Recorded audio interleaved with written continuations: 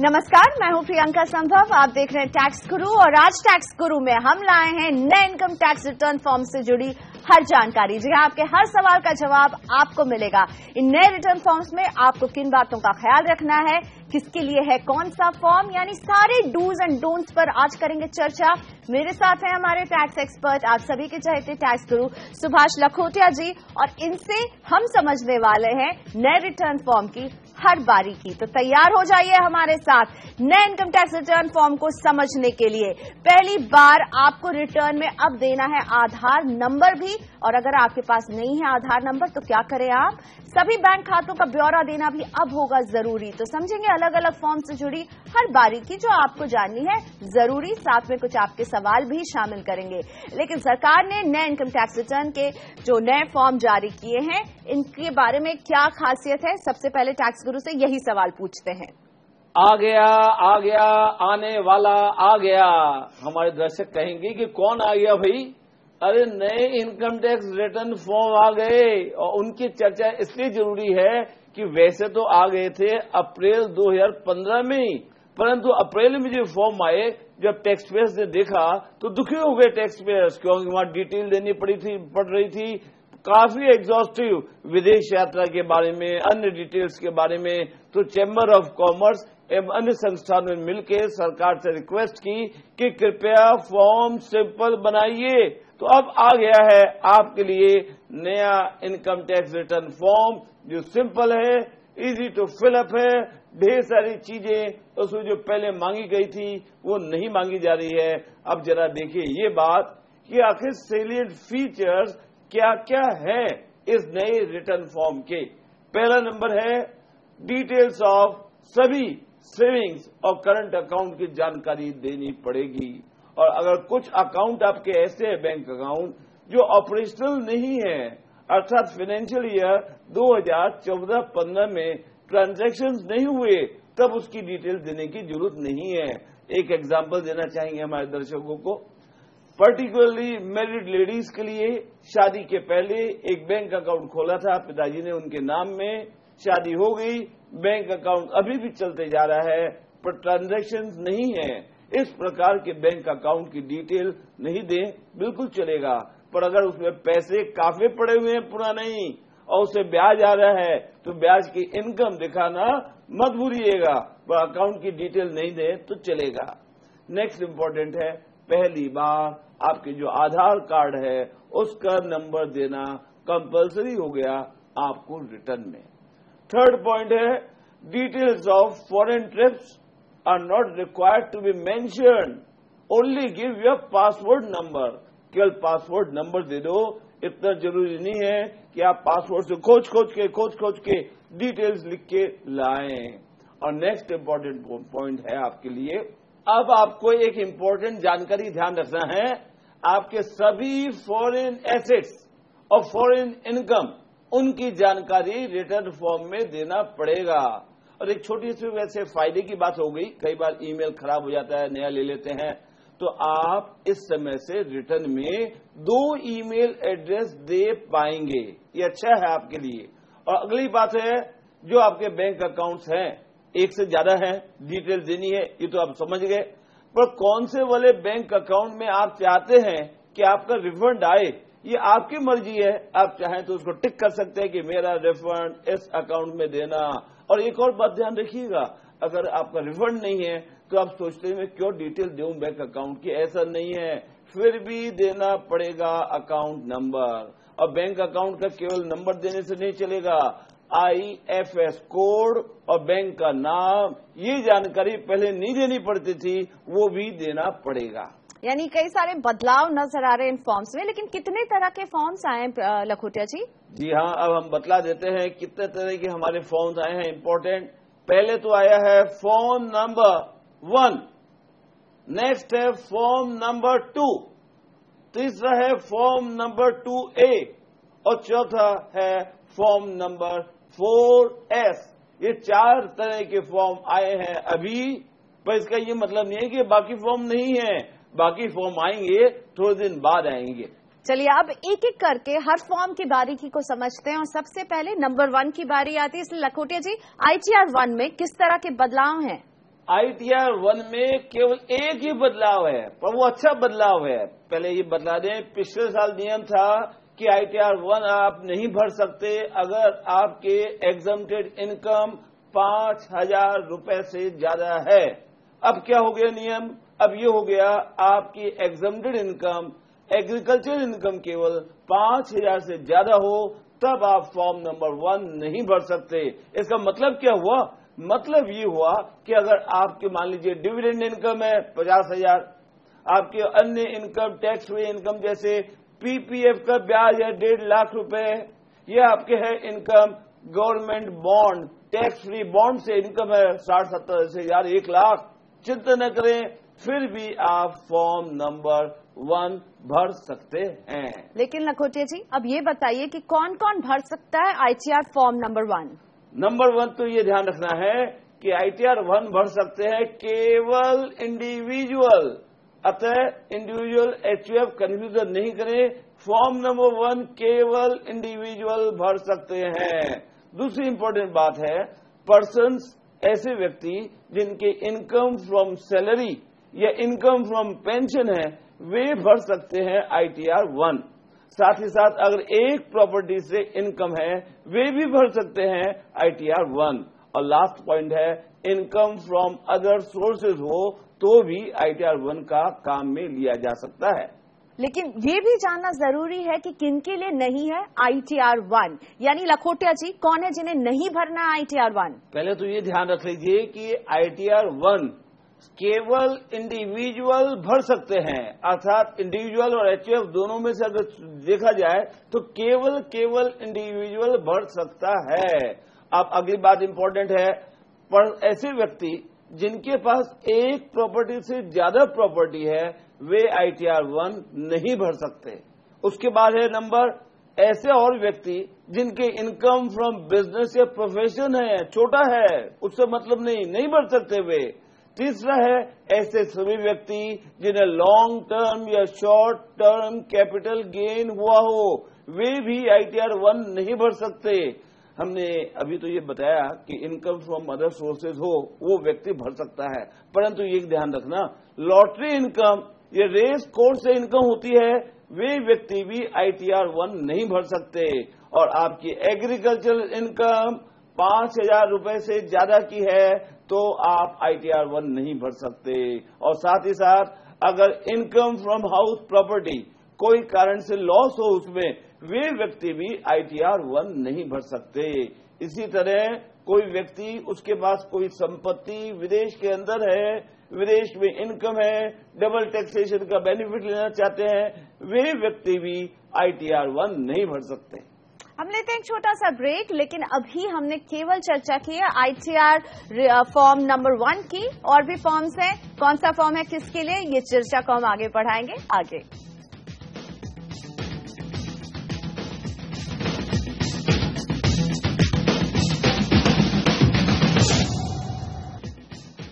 Welcome back. Tax गुरु में आज हम समझ रहे हैं नए इनकम टैक्स रिटर्न फॉर्म्स के बारे में, कौन सा फॉर्म है किसके लिए, और जब आप इन फॉर्म्स को उठाएंगे अपना रिटर्न भरने के लिए तो किन बातों का ख्याल रखना है आपको। और अब बारी है ITR फॉर्म नंबर 2 की। लखोटिया जी, फॉर्म नंबर 2 में किस तरह के बदलाव दिख रहे हैं? फॉर्म नंबर 2 इजी और सिंपल 1। पहला तो ये हो गया कि इसमें सरकार ने कह दिया कि बहुत छोटा फॉर्म कर दिया आपके लिए, और ये फॉर्म हो गया केवल 3 पेज का।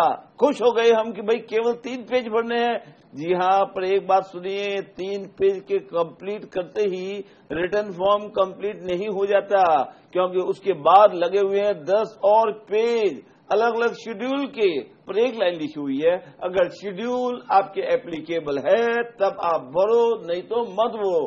अर्थात आप एक एक शेड्यूल देखते जाएं, अगर आपकी एप्लीकेबिलिटी हो उसकी तो भर दें, नहीं तो नहीं भरें।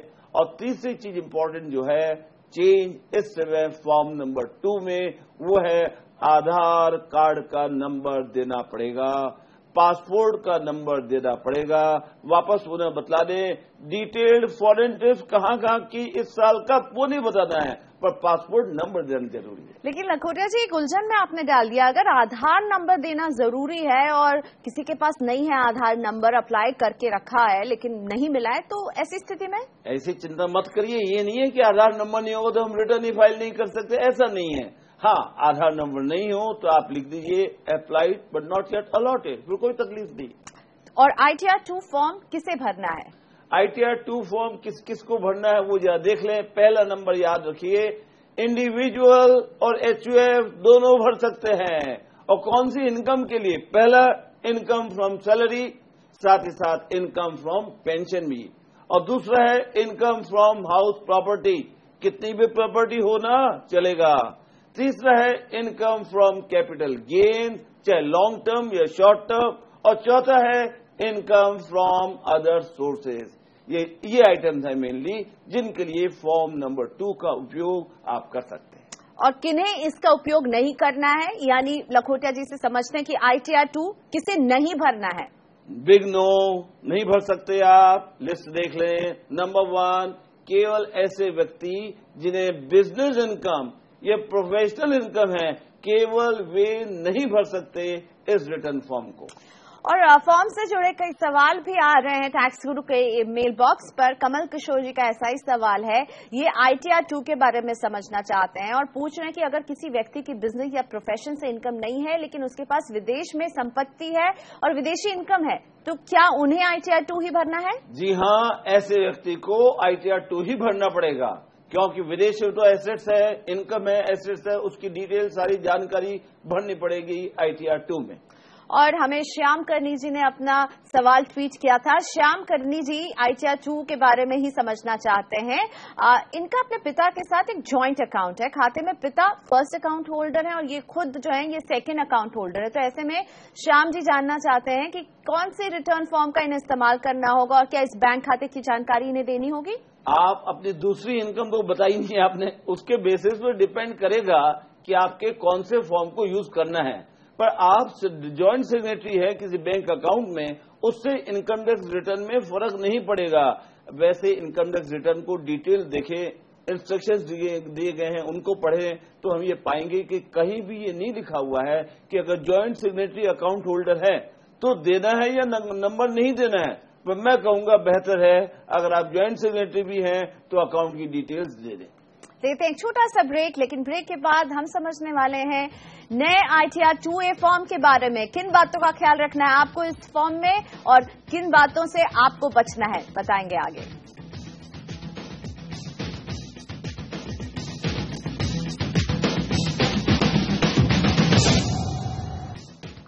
वेलकम बैक, आप देख रहे हैं टैक्स गुरु और आज हम बात कर रहे हैं नए रिटर्न फॉर्म्स के बारे में। जी हाँ, नए रिटर्न फॉर्म्स आ चुके हैं। अब इस साल आपको नए फॉर्म्स ही भरने हैं, लेकिन ये नए रिटर्न में एक बिल्कुल नया फॉर्म है, वो है फॉर्म 2A। लखोटिया जी, इस फॉर्म में क्या अलग है, किसके लिए है, क्या खास बात है? ब्रांड न्यू है आखिर ये फॉर्म नंबर 2A।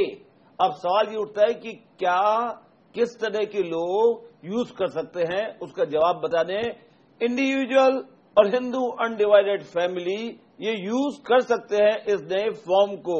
केवल 3 कैटेगरी ऑफ पर्सन जिनकी इनकम है वो नहीं यूज कर सकते। कौन सी income? Number 1, income from business और प्रोफेशन अगर आपका हो तो फॉर्म नंबर 2A यूज नहीं कर सकते।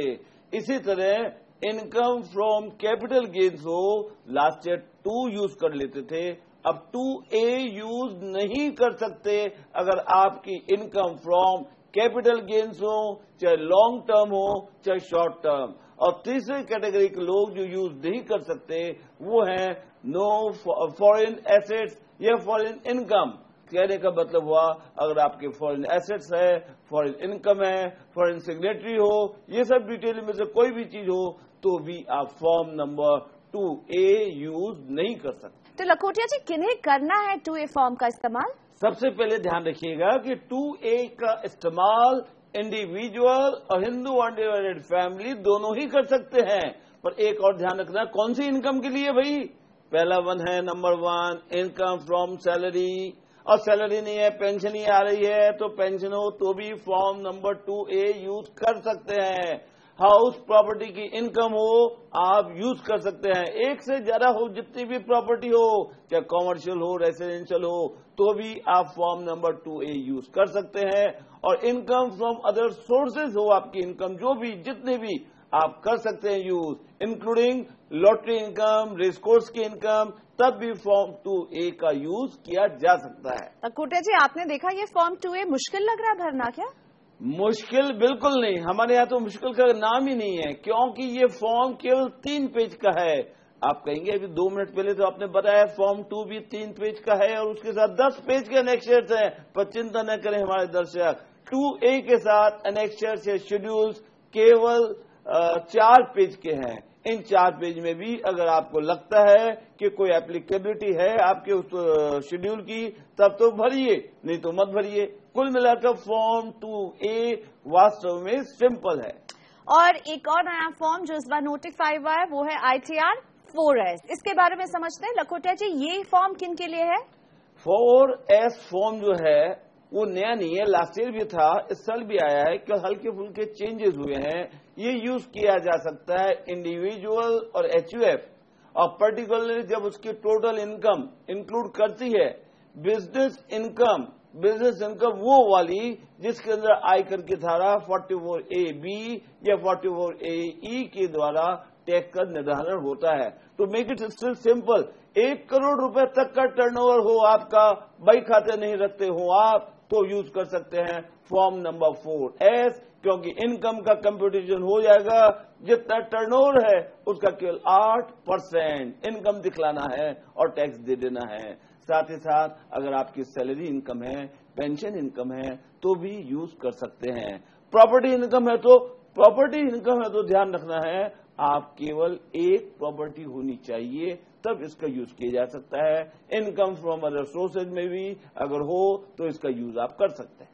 लेकिन दूसरे फॉर्म्स का क्या लखोटिया जी? फॉर्म नंबर 3, 4, 5, 6 इसके लिए क्या अभी और इंतजार करना होगा? इंतजार करना पड़ेगा, क्योंकि उनके लिए टाइम है। ज्यादातर मेनली ये समझ लीजिए कि जो बिजनेसमैन, इंडिविजुअल और HUF के बिजनेस हैं और ऑडिटेड अकाउंट्स आदि रखते हैं, या कॉर्पोरेट सेक्टर की कंपनी रिटर्न भरती है, या पार्टनरशिप फर्म रिटर्न भरती है, और या चैरिटी ट्रस्ट रिटर्न भरते हैं, उनके लिए जो फॉर्म आने वाले हैं वो अभी नहीं आए। तो लखोटिया जी, ये बदलाव आपको कैसे दिख रहा है? क्या टैक्स बेस की जिंदगी आसान हो रही है या मुश्किल हो रही है? ऐसा है जी, कंपेयर किससे करेंगे? अगर आप पिछले साल से कंपेयर करेंगे तो ऑलमोस्ट एट पार है, पर अगर अप्रैल 2015 से कंपेयर करेंगे, जब आया था नया रिटर्न फॉर्म, उससे कंपेयर करेंगे तो आप पाएंगे वास्तव में राहत है। अन्यथा देखते जाओ, पासपोर्ट का एक एक पेज खोजते जाओ, देखते जाओ कहाँ कहाँ विदेश यात्रा हमने की, और डिटेल्स और भी भरनी है, वो ढेर सारी डिटेल्स भरते जाओ।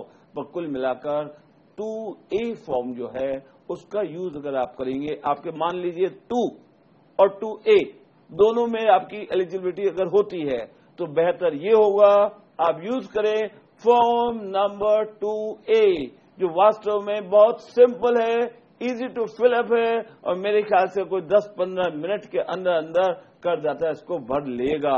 तो लखोटिया जी, 31 अगस्त 2015 रिटर्न भरने की आखिरी तारीख, आपको लगता है हम सभी को इसका ख्याल रखना चाहिए और इस डेडलाइन को फॉलो ही करना चाहिए? बिल्कुल फॉलो करना है। फॉर्म लेट आए तो डेट बढ़ भी सकती है? बढ़ गई ना, और कितनी बढ़ाओगे?